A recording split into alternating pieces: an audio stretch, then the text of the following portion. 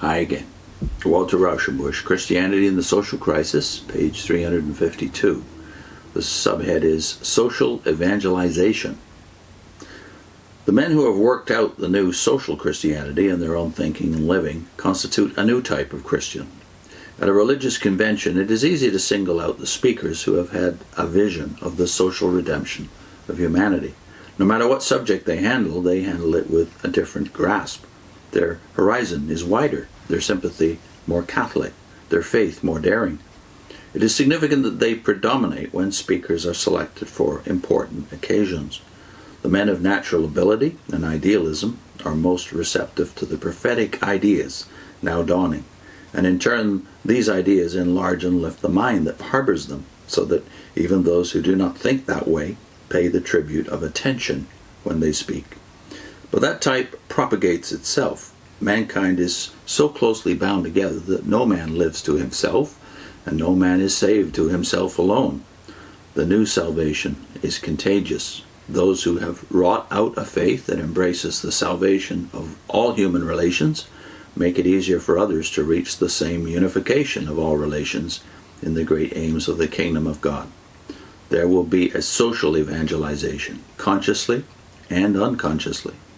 The believers will win other believers.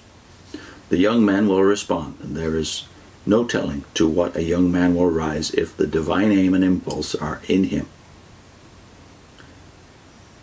Then he has a French phrase, which I think roughly translates to, a man hardly knows himself. Even to himself he is an unknown quantity. I think that's a rough translation of it. Such young minds are the hidden germs of fresh humanities, the hidden founts of gathering river floods.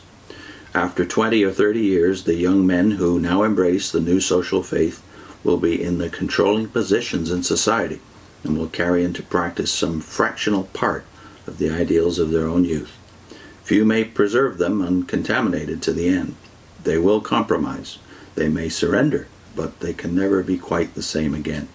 The men and women of Brook Farm did not all remain faithful to their early idealism, but they have left their impress on the country for good. The revolutionists of 1848 did not all remain revolutionists, but it is strange to see how many of the poets and statesmen and educators who had something of the divine afflatus in the latter half of the 19th century had nourished the revolutionary enthusiasm in their hearts in the earlier half of the century. A surprising number of the men who are foremost in the present struggle in our own country to reconquer for the people some of the political powers and economic privileges bartered away by a former generation have been under the influence of the movement led by Henry George and of the diluted socialism following that. It has always been recognized that the creation of regenerate personalities pledged to righteousness is one of the most important services which the church can render to social progress. But regeneration merely creates the will to do the right. It does not define for a man what is right. That is defined for him in the main by the religious community whose ideas he accepts. If his church community demands total abstinence from liquor, he will consider that as part of the Christian life. If it sanctions slavery or polygamy, he will consider them good. While the church was swayed by ascetic ideas, the dedication of the will to God meant surrender to the monastic life. In the past, the church has largely connected the idea of religious duty with the service of the church. It has made itself the summum bonum, the embodiment of all religious aims. To that extent, it has monopolized for itself the power of devotion begotten in regenerated hearts, and has not directed that incalculable force towards social and political affairs. Now that the idea of social salvation is taking hold of us, the realm of duty spread before a mind dedicating itself to God's service is becoming more inclusive.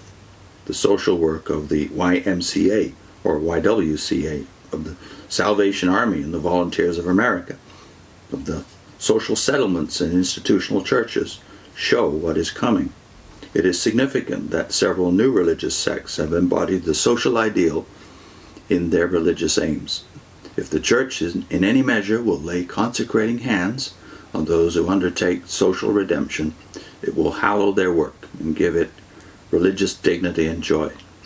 And when politicians and social exploiters have to deal with the stubborn courage of men who pray about their politics, they will have a new factor to reckon with. Now, in the next section, he gets to the older conception of religion, which tended to view religious only what ministered to the soul or to the spirit. And this is the view that Rauschenbusch, of course, is challenging here. He's in effect resurrecting the Old Testament view of what religion should be for.